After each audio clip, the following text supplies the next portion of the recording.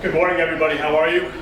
It's a pleasure to be here, and it's just phenomenal to be with a bunch of people that we get to wake up this morning, every morning, and figure out how do we get to make kids better? How do we get to make experiences for kids better? It just doesn't get better than that, and to be with you is just an honor. My name is Ted Cosgriff. I'm from Madison, Connecticut, and I'll be presenting today with Meagan Frank, and we're talking about parent triggers and the student impact. Going the wrong direction.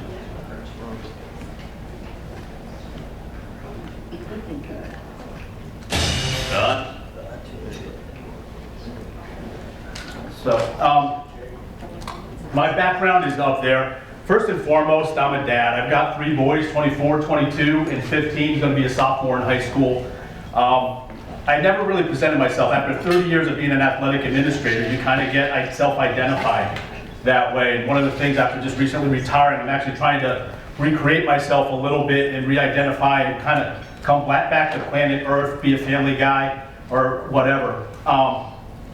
But again, they've been multi-sport athletes, and I've been able to experience it not only myself as being a student athlete growing up, but then as a dad, as a coach, and I've had the opportunity to coach youth ranks all the way through the collegiate ranks as well, and have an administrative career that's also touched upon the collegiate ranks and in the interscholastic ranks, which is my wheelhouse and what I love. One of the things that Megan and I, when we got to meet each other and talk about what we were doing and to bring this home to you while we introduced ourselves, is we wanted to bring to you what our aha moment was when it came to this sportsmanship concept. And mine was my first year as an interscholastic athletic director after 8 years as an assistant AD at Yale University. I was on the job all of 4 months. It was fall season, it was postseason, and our high school boys soccer team was playing for a state title. Exciting time, first year AD, this is great, awesome. Well, about 5 minutes into the game, we go down 2-0 really early, and just the wheels fell off the bus. Kids started getting chippy, started retaliating. Third goal was scored. I watched a freshman attackman headbutt a sweeper back. No one else was watching the ball. This goal had been scored. Ball went back to midfield. I see him headbutt and spit in the kid's face. I wanted to run out on the field and grab him and drag him to the sideline. I had some self-regulation, was able to scoop my butt over to the other side, brought it to the attention of my head coach, who decided to ignore it, pulled my assistant coach aside and said, "You need to handle this right now. Please get that boy off the field." That game ended with 3 red cards, 7 yellows. Embarrassing to the fullest. I reached out to my mentor, AD at Yale University at the time, called him that night, gave him the scenario and said, "Talk to me." I just listened. So then, that Monday night, I had a parent meeting. Okay, we're gonna fix this. We're gonna talk to the parents, we're gonna get to the root of this, we're gonna fix it so we can get better. Well, the parents forget about it. It was everybody else's fault except their kids. And I took a step back. And I really wasn't a dad yet. We're expecting my first son, who's 24 now. And I was like, wow, we've got a bigger problem. And my aha moment was, it was a grassroots issue. These kids were coming up through the ranks and being told certain activities and concepts and behaviors were okay. And so through that, partnered with our beach and rec director. I happened to be in my hometown that I grew up in, so I had some great relationships. And we brainstormed the idea of creating the Madison Sports Alliance, Madison being our hometown. And we invited all the presidents of the youth leagues in town to the table. And our goal was to create a sportsmanship philosophy that we could create that would be started and introduced to the families and the students when they entered the youth programs, be it youth football, little league, hockey, softball, etc., lacrosse. And I thought that was going to be a 3-month process. We had the right people at the table. Within 90 minutes, we had it banged out, and the Madison Sports Alliance was born. And we created our own program to train the youth people so that we actually had a funnel coming up. So it wasn't, they didn't first hear about it at the middle school, or they didn't first hear about it at the high school. With this position as well, I was the first full-time district athletic director for the community. So I also had the middle school with me, so we had that control. So we've had that conversation today, or yesterday, with the middle school stuff. It's so important to have that thing. So that was my aha moment to sportsmanship and being an athletic administrator. And I'll give it to Megan to introduce herself. Good morning, everyone. My name is Meagan Frank, and I come to you from Menomonie, Wisconsin, which is a small rural town about an hour outside the Twin Cities. And when Anne-Marie was talking the other day about community being the thing that we are really trying to build in what we do with interscholastic activities, it really resonated with me because it's a way that I've kind of framed my thinking. Before I go though, I would like to thank the NFHS for having me here. It is such an interesting couple days, and I've learned so much, something that I've been trying to do since my aha moment, but I'll get to that in a second. Sports communities have grown me. I grew up in Colorado, and I went to Cherry Creek High School, played soccer and basketball all the way through, played then in college at Colorado College, and in my community at the college level, I started what I will call being an embedded reporter. So our college newspaper didn't have a large staff, and so they wanted me to write about our sports events. I will tell you, writing about yourself in third person is an interesting exercise. If you haven't done it, you might want to give it a shot. It does change your perspective about your experiences as an athlete. That was one thing that happened at Colorado College. The other thing is I met my husband, who is a hockey player, and he had pretty much decided the rest of my sports communities. I did not know, marrying a hockey player, the fine writing on the bottom part of that was that when you marry a hockey player, your children will be in skates by the time they're 7 months, and you will be a hockey parent. That is just kind of inevitable. I did not know that. But the sports communities that I had an opportunity to be involved with after that, I will blame on him entirely. We have moved a number of places. So we lived in Colorado, we lived in Minnesota. My kids started their hockey stuff in Stillwater, and that was where my aha moment happened, because our oldest, who is now 23, but he was 9, so he was a squirt, if anyone knows about hockey, and they call their little guys squirts. We had gone to a large tournament in South Dakota, and I was by myself with our 3 children. I have 3, 23, 21, and 18 now. The youngest is almost through high school, so we've almost made it. And I had the 2 girls, because he was out coaching college hockey, and I was standing between a dad from my team and a dad from their team in literally the worst rink in the entire country. No, it was like rated that way, somewhere in South Dakota. It was 8 o'clock in the morning, and it was the first game of this huge squirt tournament. I didn't know then, because I was a new sports parent. I would think that all of my time coaching after college and coaching high-level club teams and coaching high school teams, that I was prepared to be a sports parent. I was not. And this day made it very clear, because there was a fight happening over my head. Both gentlemen were much taller than I was, and they were screaming initially at the refs and then at each other, and everything made me feel so tiny and terrified for my daughters. And I didn't know what to do. There was not a way to get out of the stands that I was in. So I did what a crazy person would do, and I just started yelling every positive thing I could think of. Go Ponies! Skate harder! You're amazing! Everything positive, because I had started to recognize that there was something happening in me and I needed to get some resources. So I came across Positive Coaching Alliance, read a little bit, then I just needed more after that, because I had to break up. I did it the entire game. I mean, I'm telling you people, I don't yell, and I did it for 10 minutes, 10 straight minutes until the game ended. And I knew that I was going to have this journey with our children. I wanted them in sports. I wanted them to be high school athletes. I knew what it did for me as a person, and I needed them to be there, but I needed it to be a healthy place and a healthy space for them, and I was not handling the things that were happening to me very well. So it started this and launched this project of mine that I've done for over a decade, researching everything that I needed to know for the roles that people play as parents, as coaches, as the fans in the stands, as the athletes, what it is that we bring to these sporting arenas that we want to have experiences as, it's our emotional places, and I'll get to that in a second. But I researched, I interviewed hundreds of people, surveyed over 500 people. I have collected information for the last 10 years. It is a compilation in a book, Team Adult Playbook, which is in process, almost finished, working with publishers. But it's been a really long project. And what I'll share with you today is some of what I now use for my high school team. I've landed there because I was trained as a high school teacher. Chose to raise our kids primarily, so I've been coaching and raising them, not back in the classroom, but I was trained as an educator initially. So that is my aha moment. You're going to do a couple slides, and then I'll be back in a second. So just quickly, we did this earlier, but a check-in, just by raising of hands, how many school administrators do we have in the room? Just really quickly. Okay, state association executive directors, coaches, officials, media, athletic directors, parents.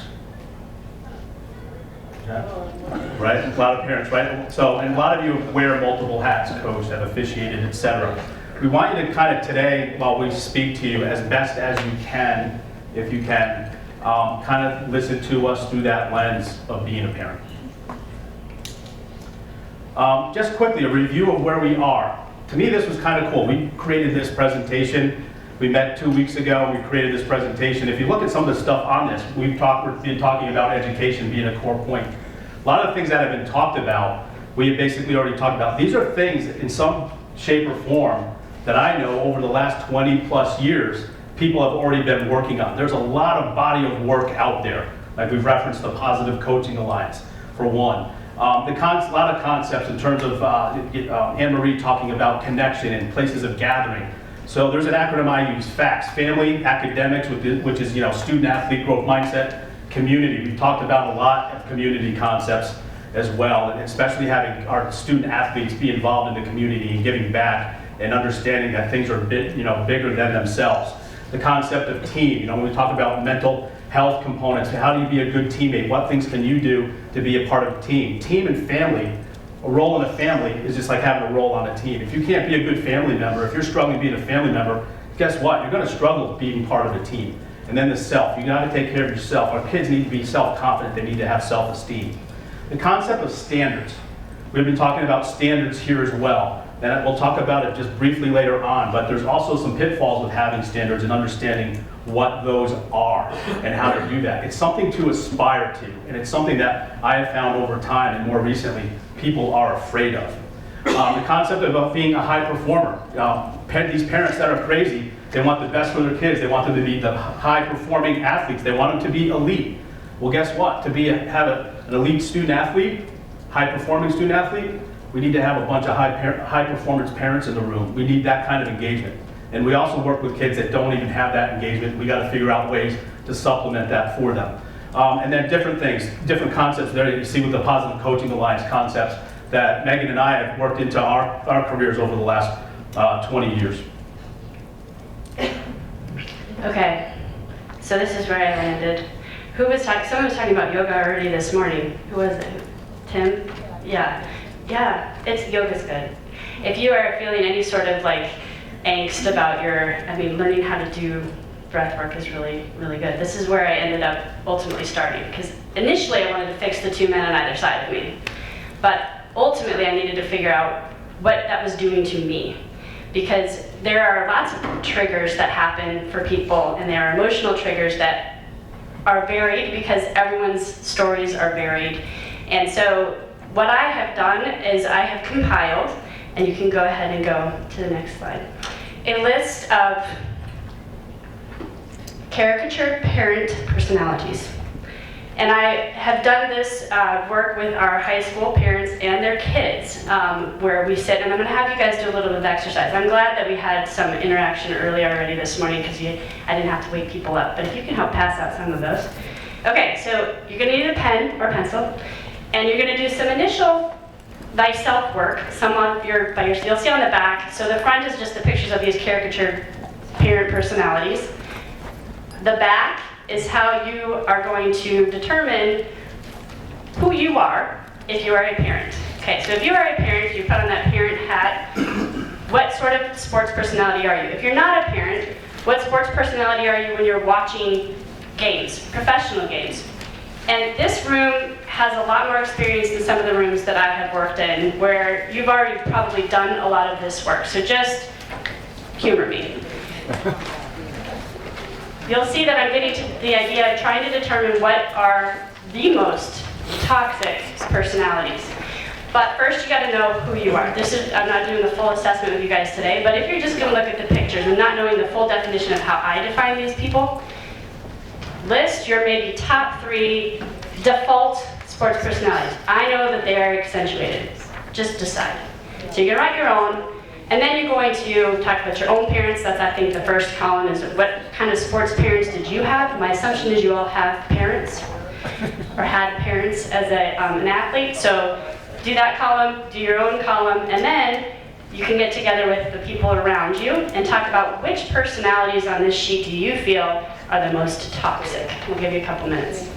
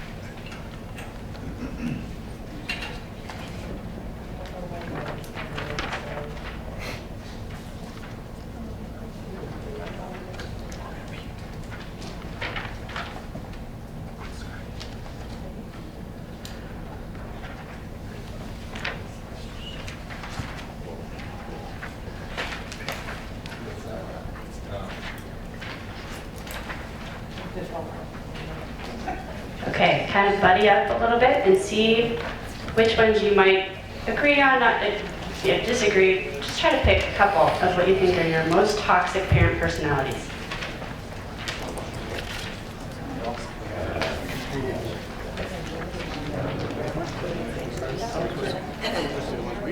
Yeah.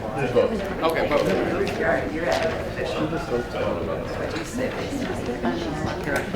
Yeah, my parents don't really fit into any of them. They've just kind of showed up. Hands off. Yeah, I guess so, yeah. She's on. There are a few of them that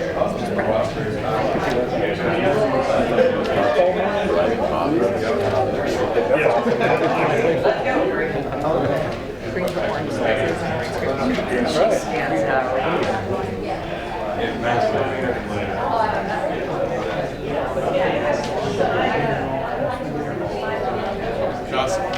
Gossip Yeah, that's about it. I would play as toxic. There's a lot of ways. When it all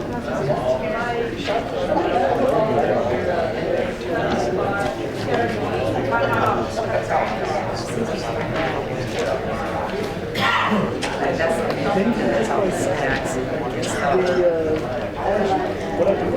Physical therapist.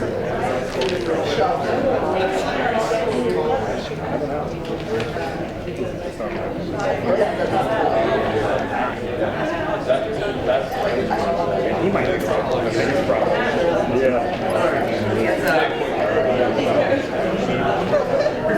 So your sheets out back there?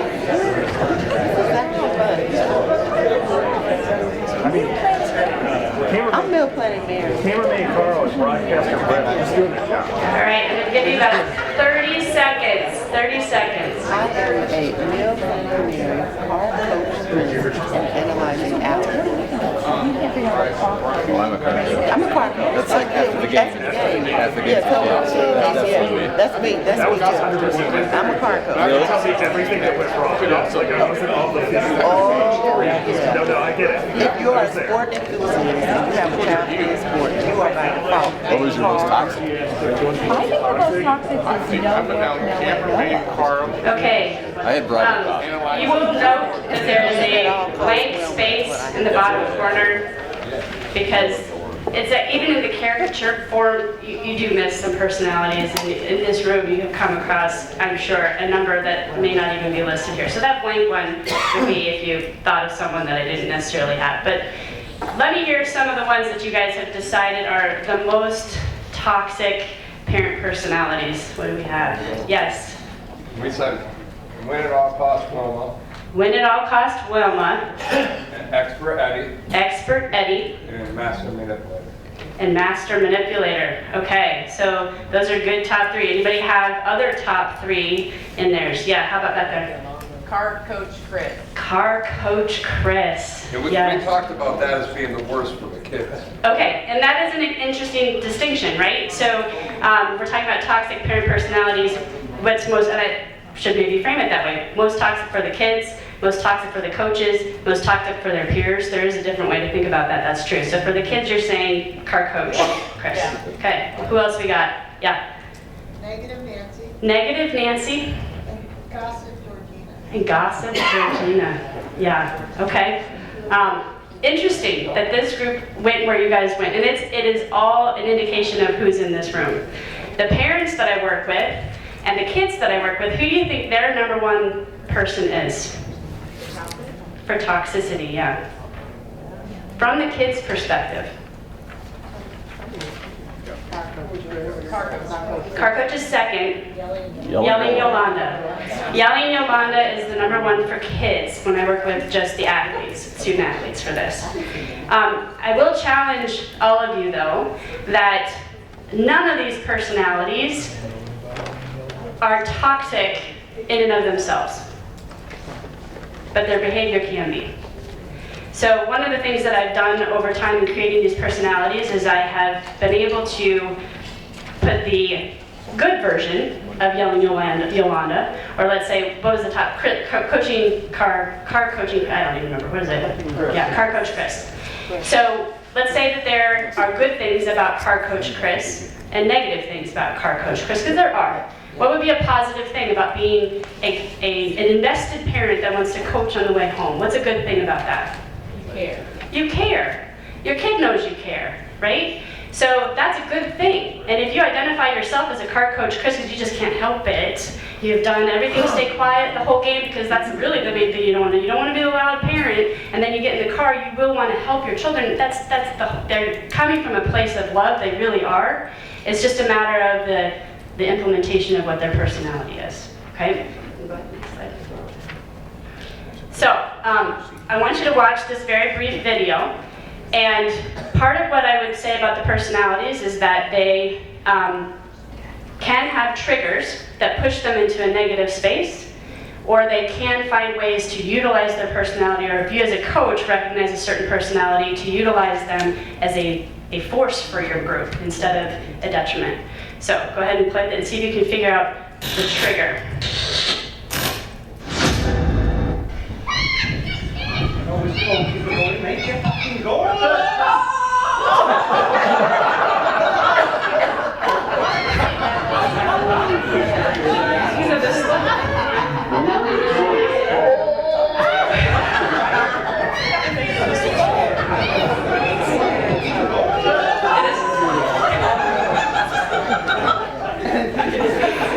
Literally, if you haven't seen that video, It's time to improve your writing game with Grammarly.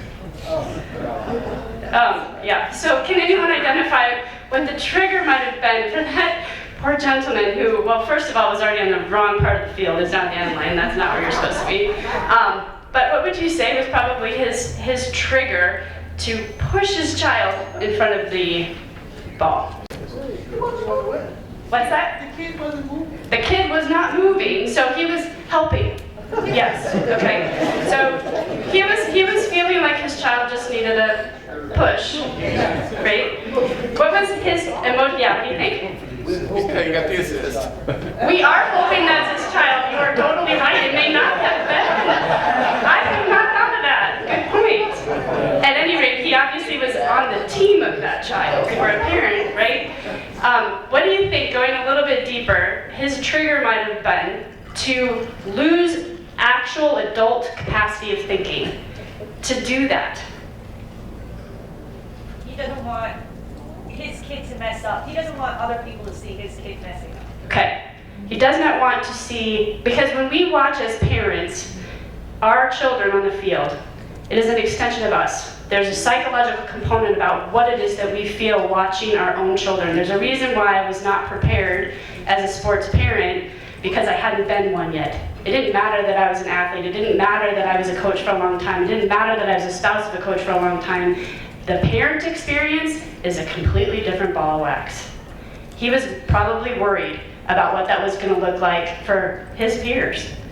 And it was an embarrassment factor in an instant. That's how fast it happened. He did not consciously wake up in the morning and think, I'm going to go push a young child in front of a ball. He didn't think that. Because what happens with emotions, they take over our cognitive reasoning. Every negative emotion that we carry has the capacity to escalate into toxic behavior. No one starts that way. No one wakes up in the morning thinking, I would like to be toxic today. It doesn't happen that way. Emotions are part of the human experience. We go to sporting events to emote. It is where we gather to do that. We love it. We know how much we missed it when we didn't have it. And so every personality, no matter what your default might be, has the capacity for good or evil, depending on what potential triggers. But you have to be aware of what triggers you in order to have emotional discipline to stop it. And the education piece that everyone's been talking about since we got here, about teaching people to know what it is that they are doing, why they might potentially be triggered, what can be some stops, yoga, breathing. Here are some things. For my parents that get really, they're physical parents, they are the ones that want to like go and play as part of it. I make them ball people. I make them ball people for our games because they are physically moving and they're part of the game. So depending on their personality, you can get them involved in a positive way so that they can be a change maker for us. Some of the toxic things that I've seen, and one of the things that Tag and I talked about when we were talking with Chris about this, was the difference between micro triggers and macro triggers. Because micro triggers are the little things that in an instant you push a child in front of a ball. Those are, they happen in an instant. But there's generally a macro trigger that's been happening in a systemic level at some way, that there is something much bigger than them, the way that their team, their culture, their community, all of those things build up to something that can set off. I think we were talking this morning about when people have the negative emotions with them, I think, was it Tim, I think, said a lot today that was just really inspiring for me.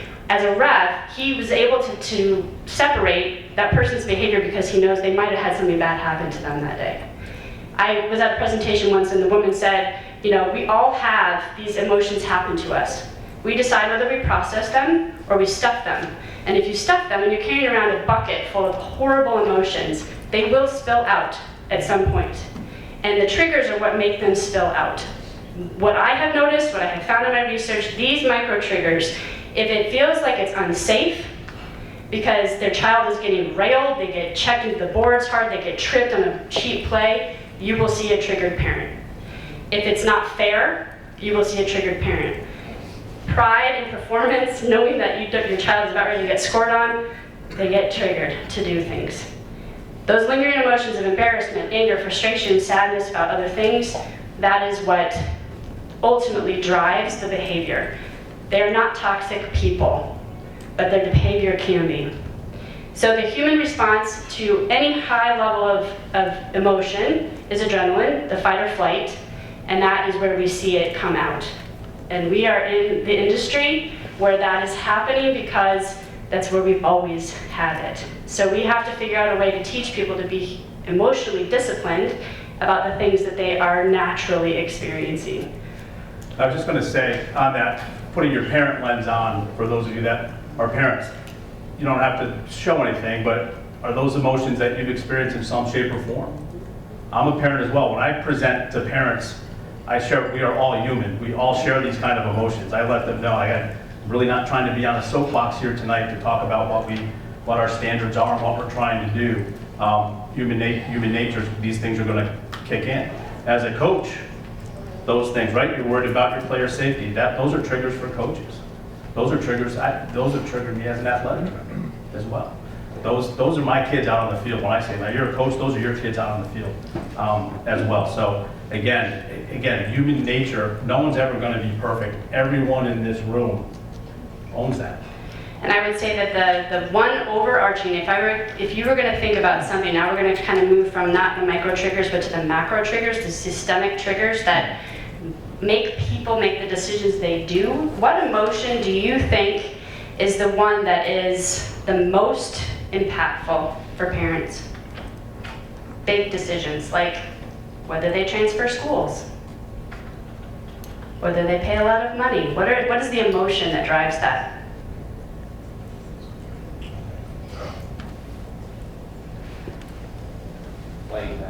I don't know if this is the right answer, if there's a right answer, but for me, it's protection. Protection, okay, so that is Protection. what this emotion would drive them to do, would be to protect.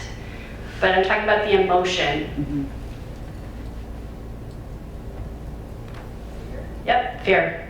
So fearful Freddy is the one that drives almost everything that people do on the macro level. They're afraid of, and this is where you will come in, of missing out, of being embarrassed. Fear drives a lot of what parents do.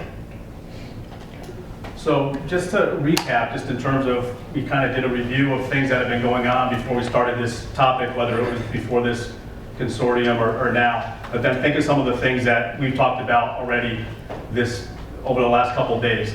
So understanding the pitfalls of standards. When we talk about having standards, standards can be thrown in your face. So you've heard us talk about Connecticut having this Class Act school program. It's voluntary. I am all in on it. I am totally all in on it. But it's voluntary as a school district to sign up. There are school districts in Connecticut that have yet to sign up for it. And the program's been going since 2015. You know, Steve, Hildy, CIC office reaches out to us and a whole bunch of other people that are trying to espouse to do the right things to get more people on board. And the reason... There's only, out of the 187, there's only 12 that have not signed up. Okay, so some inroads have been made, significant inroads. But back then, the people that didn't want to sign up, they didn't want it thrown in their face, basically, is the answer they were giving. I've had it thrown in my face. Again, we're not perfect. One of our kids gets a technical in a basketball game, and I've got the opposing coach in my face pointing to a banner saying, really, you're a Class Act school and you got that going on in your court?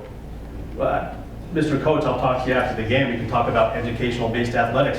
How long have you been working with 12-year-olds to 18-year-olds? They make a lot of mistakes. This is what we're here to do. We're here to teach them. So having a standard is something that you continue to strive for, and to get that mindset in people's mind is hard. There's certain people, because they just think it's going to get thrown in their face, it's going to create more work for them, is an issue. The concept of difficult conversations have been talked about today and over the course of the last 48 hours as well. We can't shy away from those difficult conversations. We can't avoid those. They have to happen. We have to get skilled in making sure that we can have those and address them with a coach, with a parent, with a student athlete when it's appropriate. The use of restorative practices, I haven't really heard a ton of stuff about that. But in terms of being able to identify harm, what was done, and actually get people in a room to talk, it's one of the things that I like about the Class Act program as well. Everybody has a council set up with student athletes so that when there is behavior that impacts the school and its image and reputation, you get the student athletes involved as well, and you get their feedback in terms of what they want and what the standards are in your school as well. And so, again, it's not to beat anybody up. We're an educational-based athletics. We're here to teach people to learn. When I sit down with a parent that's crumbling because, oh my gosh, it's the end of the world, my son or daughter's in trouble and they've done something, and it doesn't even have to be athletics related, the first thing I do is, and even when I talk to kids, like, I'm not getting angry at you because you're going to have a whole bunch of people in your life that are angry. I'm here to help you to figure out how to get out of this and how to learn from it so it doesn't happen again. And you're in the best place to do it right now. Identify right now the people that love you, that are trying to help you, are doing the right things. Identify the people that are like calling you out, that are pushing you away. Learn from that. And so that when you move on from your high school career and you're maybe 1,000 miles away and you've got a decision to make, right or wrong, hopefully you've learned from this and you figure out who's around you to do it. So that's a really powerful tool for us in this as well. And again, what we're trying to do is best experience for our kids. That's the end game. Best experience for our kids and teach life lessons. So right now, Dr. Nicole Lavoie, we're going to go into these parent triggers, and this is just a really nice video that kind of captures what we want to talk about.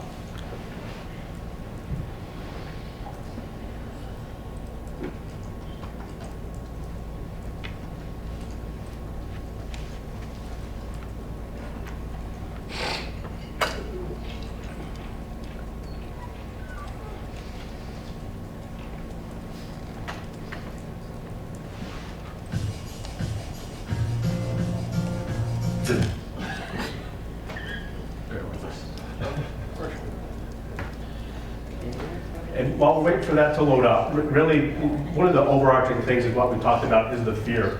and we'll talk about that, the fear of missing out, the fear of failure for your child, and how that image projects onto yourself, and we'll touch on that after Dr. LaVoy here.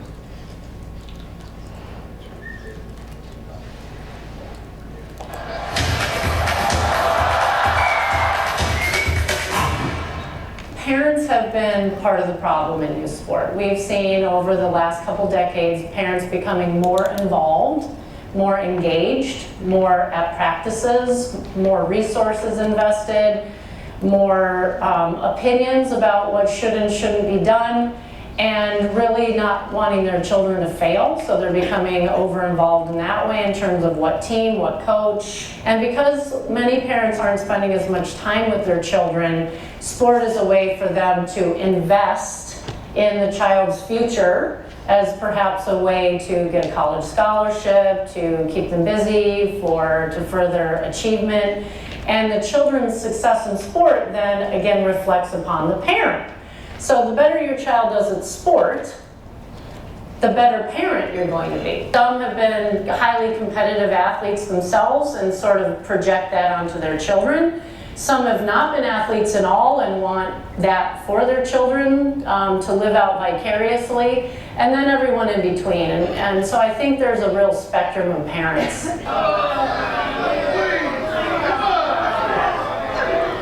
Yelling at the refs, screaming at the kids, yelling at the coach, jumping up and down, swearing, showing up drunk, criticizing, just creating kind of a toxic environment on the sidelines.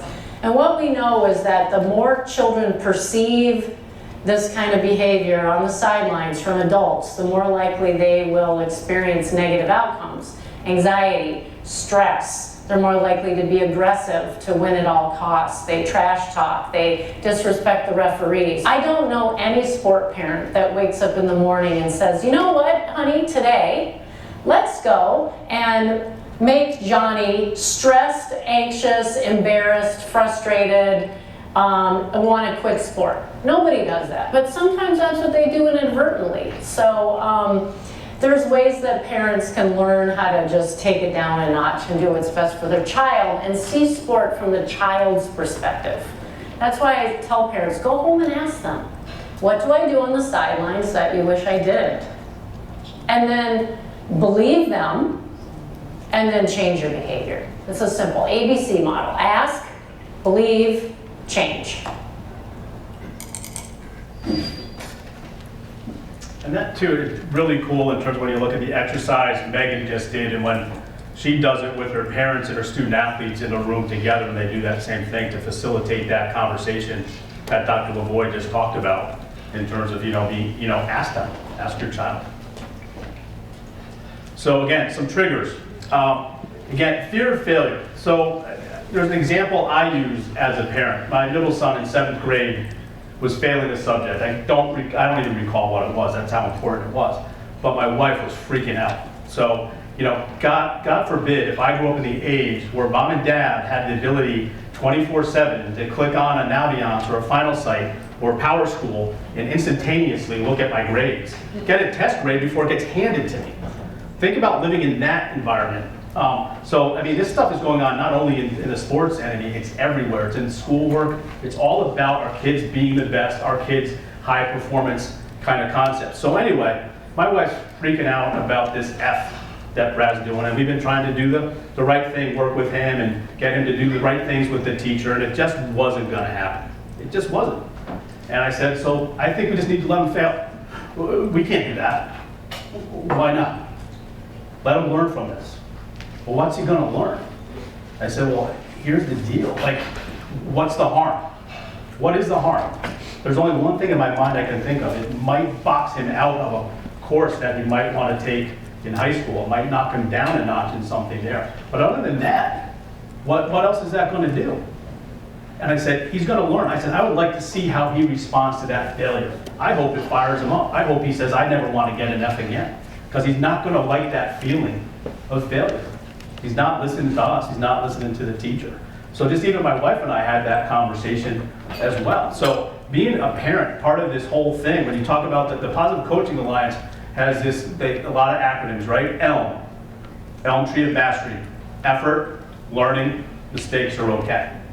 That's a great tool to use to teach young youth coaches, and I use it all the way through every level that I have coaches, because, you know, coach to effort, make sure kids are learning. What are you doing, coach, to make sure kids learn, make sure that their minds are open to learning. Learning is an uncomfortable space for kids to be in. If you're going to learn, you're going to need to be uncomfortable. You're not learning if you're in a comfortable space. The magic happens when you're uncomfortable. We got to teach kids, and we need to teach parents to embrace discomfort, because that's when the magic happens. That's when all that stuff goes. So there's the other components in there too. FOMO, fear of missing out. You know, back in my day, I called that keeping up with the Joneses. Now that's the FOMO thing. Social status. I had an hour-and-a-half meeting with a soccer parents. Their kid was thinking about quitting. His playing time had diminished as a senior, and the parents were really distraught. And I spent, it was early in my career as well, trying to do the right thing, and I'm listening to, you know, what we can do to help their son. We're having this conversation for about an hour and 15 minutes, and then finally they went to, well, do you understand how embarrassing this is for us? Do you know we've been traveling with these parents since he was 8 years old? We go to trips to New Hampshire, we do all this. Boom, social status.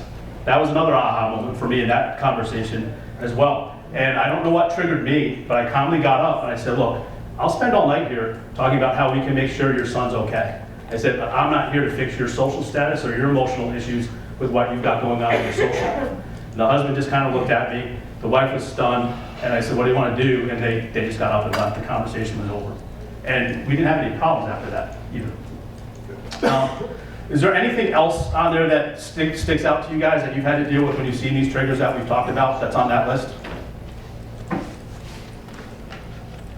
Kind of straightforward. You know, the investment, which basically talks about the return of investment, what they're doing there. The other two on the bottom there too, phones and social media. There's so much data. The Surgeon General came out a few months ago, right, about his report on loneliness. Came out on the report, social media as well. There is so much meat in there for us to go in there and digest in terms of how that impacts, you know, struggling with schools in the classroom, or phones in the classroom in the schools, phones at practice in the gyms, that kind of stuff, making sure they're out of the way. By the time a student is a 16-year-old, they've had 16,000 hours of screen time. Imagine what that does, what that's done to their development. 16,000 hours they could have devoted to something else to make them better. We're going to skip this one. I think a lot of people have seen this one. I love this one. It's Coach Frank Martin. He used to be at South Carolina. If you've seen him coach, he can sometimes be a raving lunatic in the sideline, but he's got a big heart. His heart's all about his student athletes and making them better as people. But he talks about being a sports dad, and I think it's talking about watching his 4th grade child play, and he goes, I'm in the gym, and he goes, I keep my mouth shut. I don't say boo. He goes, no offense to anybody here. He goes, but I probably know more about basketball than anybody in that gym. Right? That guy officiating is probably trying to make a couple bucks. He didn't wake up that morning to say, you know what, I'm going to, you know, give it to Team A so Team B can get it. It's just a good message. So if you needed something to reference where you could show someone of, you know, in the coaching ranks that basically talks about being a sports dad, how they handle it. He basically says, if my kids come complaining about a coach, he goes, unless it's physical or mental well-being stuff, it's on them to go back and talk to the coach. It doesn't make a difference what age they are. Student impact. So this behavior, this toxic behavior, how does that impact our students? So there's so much here to do, but we created three buckets: the personal, the game day, and relationships. So on the personal side, a lot of this stuff has been talked about already over the last 48 hours. But in terms of, and if you look at the personal side, those are things our students are dealing with every day. They're not necessarily even student athletes. There's so much going on in their lives, and there's so much divisiveness going on that they're already dealing with being embarrassed. You know, quitting, no fun. The sports, we talked about that. By the time 13, 70% of kids playing sports have already quit by the time they're 13. We're doing something wrong. The concept of self-esteem, self-confidence, anxiety. And the other piece too we've talked about, a good term, self-regulation. This is a term, self-regulation applies to every student. These are triggers that happen in the classroom. When we came out of the pandemic, I don't know about you, but talking to my peers, the first 3 to 4 months, there wasn't a lot of education going on. There were just all these different triggers going on where the classroom was just disruptive. Kids were lashing out, kids were running out of the classroom. It was our social services people had so much work to do, it was insane. Schools were going into red and yellow lockdown just to deal with isolated incidents because kids couldn't deal with whatever they were being handled and just don't have the executive functioning skills anymore. And a lot of it, I think, goes back to that cell phone use stuff when you think about that 16,000 hours. Our young people today can't carry on a conversation. They can't look you in the eye. They can't even do a handshake. Basic executive functioning skills. Talking to superintendents around the country, it's a major problem. Game day stuff, we talked about that. You can see the performance anxiety, disrespecting teammates, the lashing out. You know, we had on the personality test, the whack mindset, winning at all costs. On the relationship side, resentment. How many kids end up having relationships spoiled with their family or their parents because of how they act? They don't want to see them. They don't want to go in the car with them. I'm going to go with, either I'm going to go with mom and not go with dad, or I'm going to go in Johnny's car and use some kind of excuse. Well, they're getting ice cream, so I'm going to go there, so I don't have to ride home with my parent. So the resentment piece there, the lashing out, the verbal, the retaliation, poor self-perception. That's how a kid thinks people see them. Then you have poor self-worth. That's the inner piece, how kids feel about themselves. Sports and our activities should be making kids feel great about themselves. They should not be being put in this position, and to have these toxic behaviors putting our kids in this position is really, really sad. The other thing too, self-conflict. Dad screaming instructions. Coaches screaming instructions, and they conflict. What do? Have you been a coach in that situation? I have. I look at the kid and say, hey, coach is over here. We're not looking into the stands. Make that go away. Had those conversations with the parents as well. Do they listen? Years ago, I heard a great story. A soccer coach dealt with it. Dad stands around the other side. Dad's yelling out instructions. Coach had enough of it. Dad hadn't responded to his conversations. So he took the student out and he said, Coach, what are you, don't worry about it. You haven't done anything wrong. Your dad needs to talk to you. He wants to talk to you. And so the kid had to go around the field, talk to his dad, and coach kind of glanced over and you could see the dad doing this.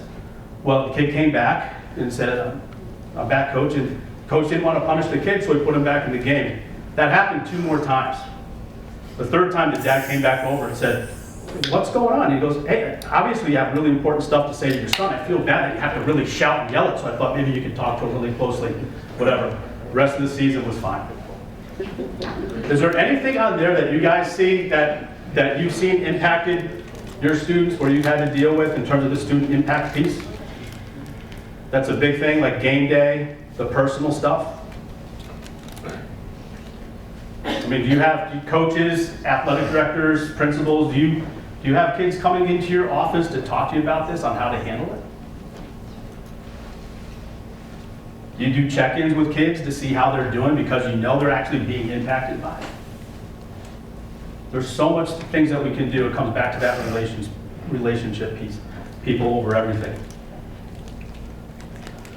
So solutions, that's what we're here to talk about. So going back to my aha moment, that youth community piece, there's been a lot of great conversation. I'm excited about this conversation because it was, again, it had my aha moment. So it was like 25 years ago now. We created that Madison Sports Alliance, and a year after we created that, the Positive Coaching Alliance was born.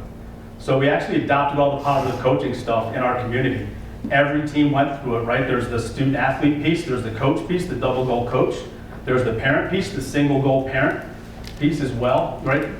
Your job as a parent is life lessons.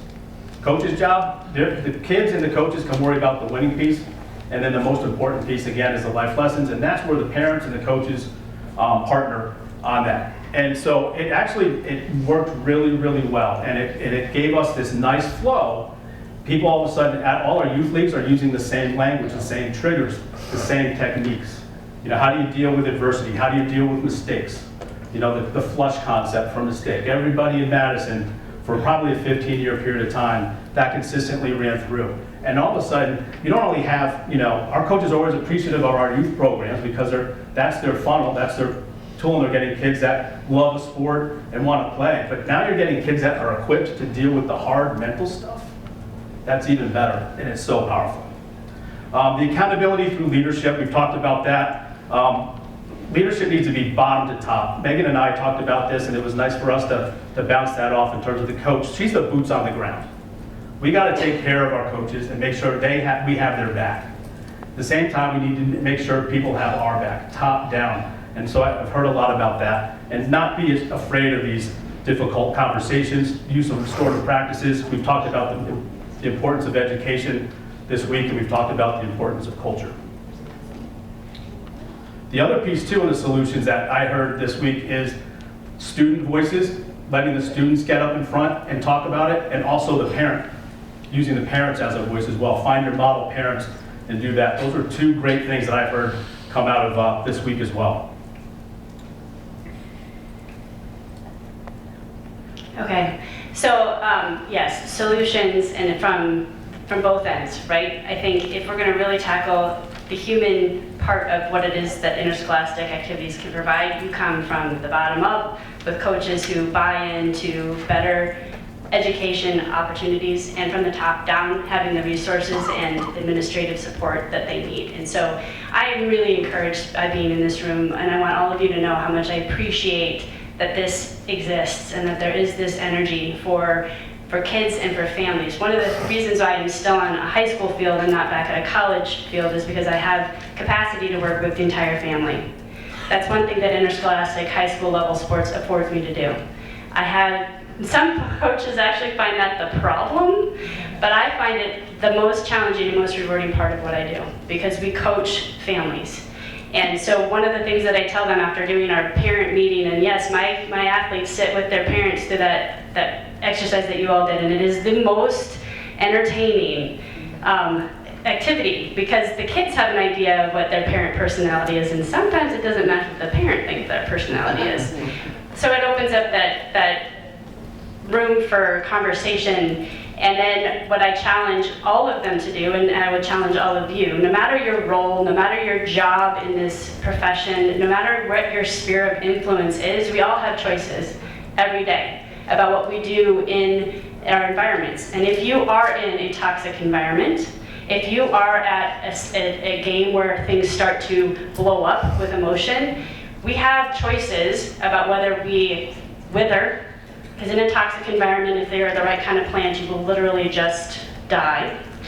You can withstand and just be quiet and be there in the moment, but if you really want to have an impact on the lives around you, then you become a change agent.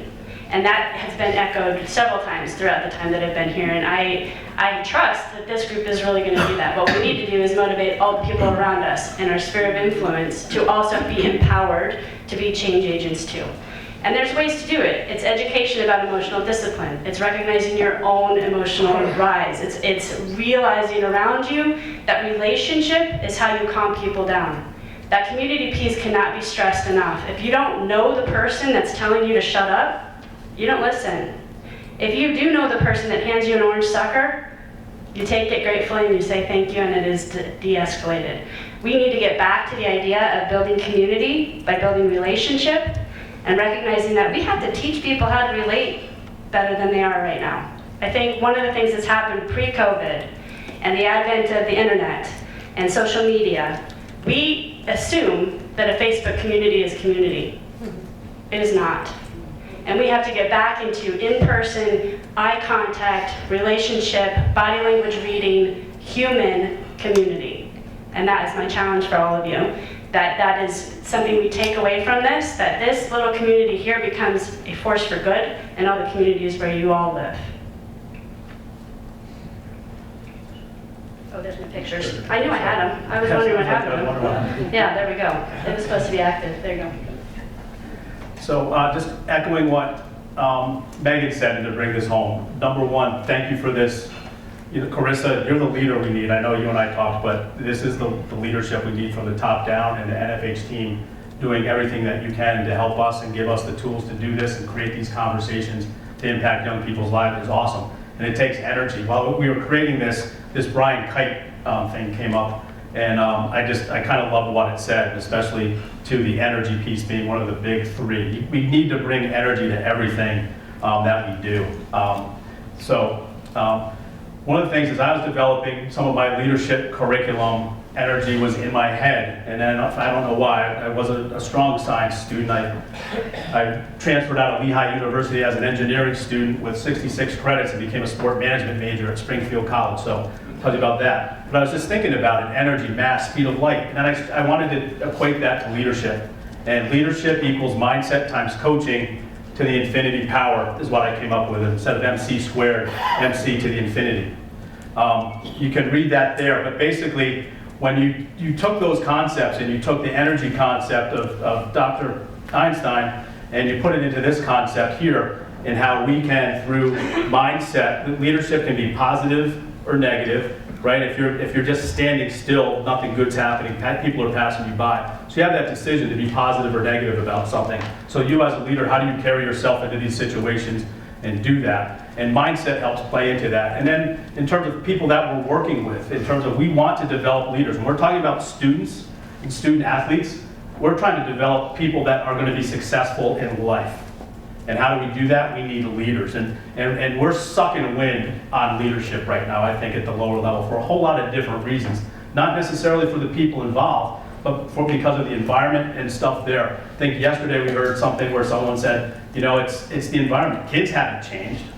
The kids haven't changed. It's the environment and the things that are around them. So how can we do that? So again, the coaching piece is huge. That infinity sign is like a feedback loop. It can go and go and go. And having coaching students up, coaching coaches up, coaching parents up, how to do that so that we can change their mindset. And I don't have this in my head, but I just love that component at the bottom there. Mindset has an inherent amount of energy to it.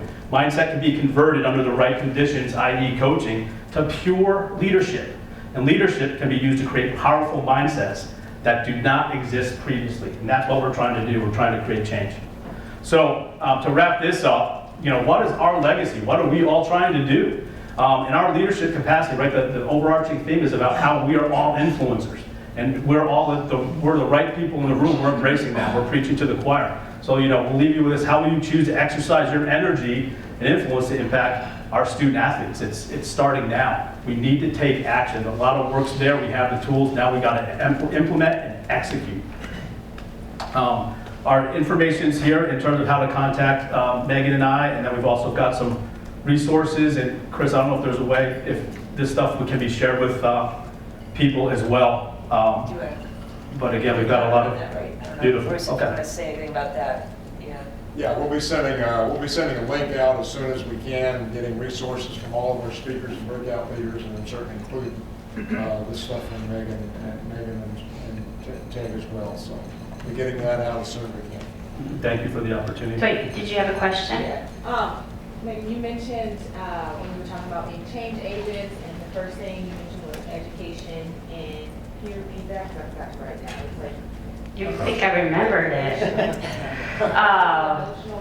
Emotional discipline. So yeah, I think if we decide that we are emotional beings and the people we are trying to relate to are also emotional beings, emotional discipline and emotional coaching is a way to heal so many of the places where we're broken. Thank you. Thank you. Okay.